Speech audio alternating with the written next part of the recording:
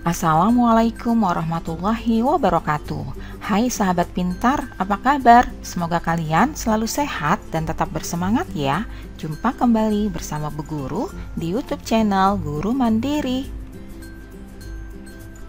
Pagi hari ini Bu Guru akan menyampaikan materi pelajaran untuk kelas 6, tema 4 globalisasi, subtema 3 globalisasi dan cinta tanah air, pembelajaran ke-6. Namun sebelum kita mulai, marilah kita awali pembelajaran kita pagi ini dengan pembacaan doa terlebih dahulu ya. Anak-anak, buatlah diagram cinta produk Indonesia. Diagramnya seperti ini, terdiri atas contoh, bukan contoh, manfaat, dan juga definisi. Kita akan tuliskan bersama-sama ya. Cinta produk Indonesia.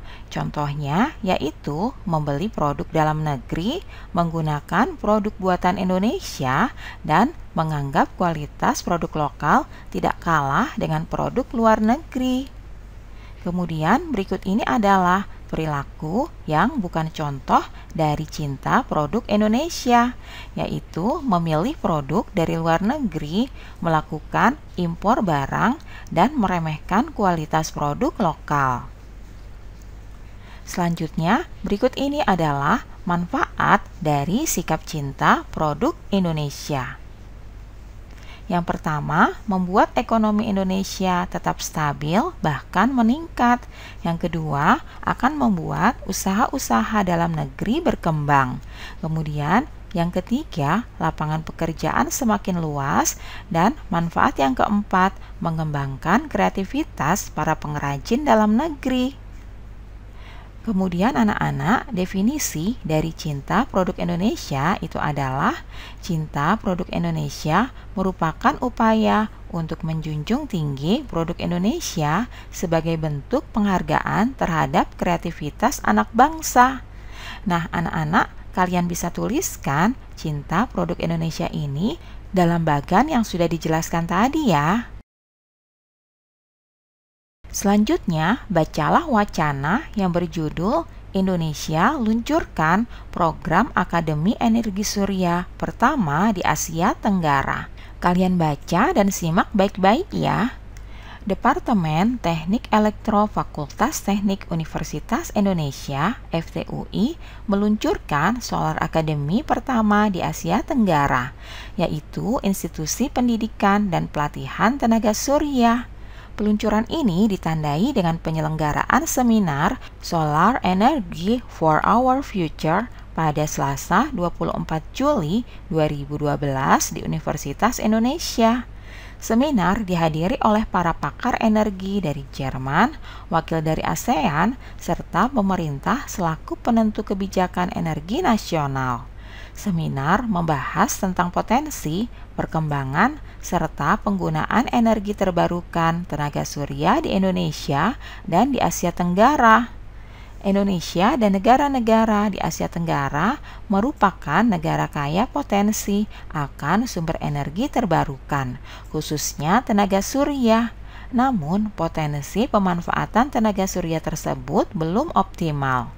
Sel surya merupakan lempengan tipis terbuat dari silikon yang dapat mengubah langsung cahaya matahari menjadi energi listrik. Lempengan sel surya tersebut diberi muatan positif dan muatan negatif. Saat cahaya mengenai lempengan tersebut, kemudian akan memicu muatan positif untuk bertemu dengan muatan negatif sehingga terjadilah arus listrik. Saat ini, penggunaan sel surya masih terbatas hanya dalam skala kecil seperti pada barang-barang elektronik dan sebagai pembangkit listrik pada daerah-daerah yang masih sulit dijangkau oleh jaringan listrik. Terbatasnya pengguna sel surya dikarenakan biaya untuk membuat lempengan silikon cukup tinggi. Dengan perkembangan teknologi, diharapkan dapat ditemukan cara untuk meningkatkan efisiensi kerja dari sel surya. Pendirian Akademi Surya ini merupakan wujud nyata kepedulian UI yang diharapkan dapat menjawab permasalahan bangsa Indonesia mengenai krisis energi saat ini. Usaha mencari sumber energi alternatif yang bersih, tidak berpolusi, aman, dan dengan persediaan yang tidak terbatas sebagai pengganti bahan bakar fosil perlu terus diupayakan. Di antaranya adalah energi surya.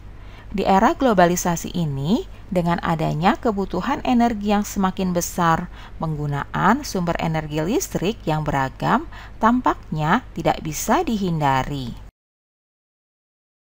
Nah, anak-anak, setelah kalian membaca dan menyimak wacana tadi, sekarang coba kalian tuliskan informasi penting tersebut dalam setiap paragraf pada diagram berikut ini.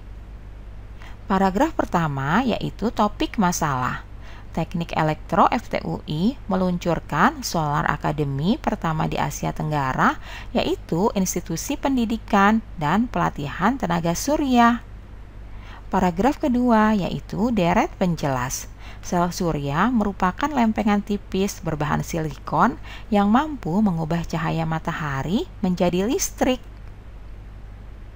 Lempengan sel surya yang telah diberi muatan positif dan negatif dapat menghasilkan listrik jika terkena cahaya.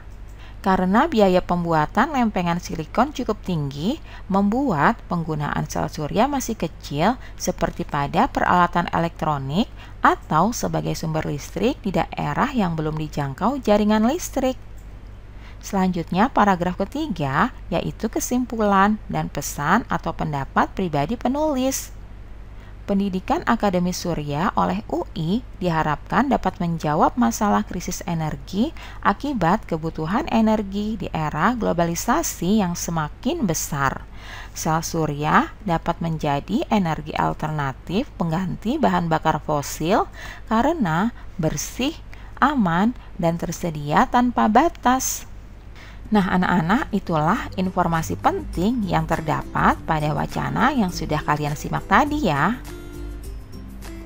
Demikianlah pembelajaran kita pagi hari ini. Semoga bermanfaat untuk kalian semuanya. Sampai jumpa lagi pada video pembelajaran selanjutnya ya. Salam sehat dan tetap semangat. Wassalamualaikum warahmatullahi wabarakatuh.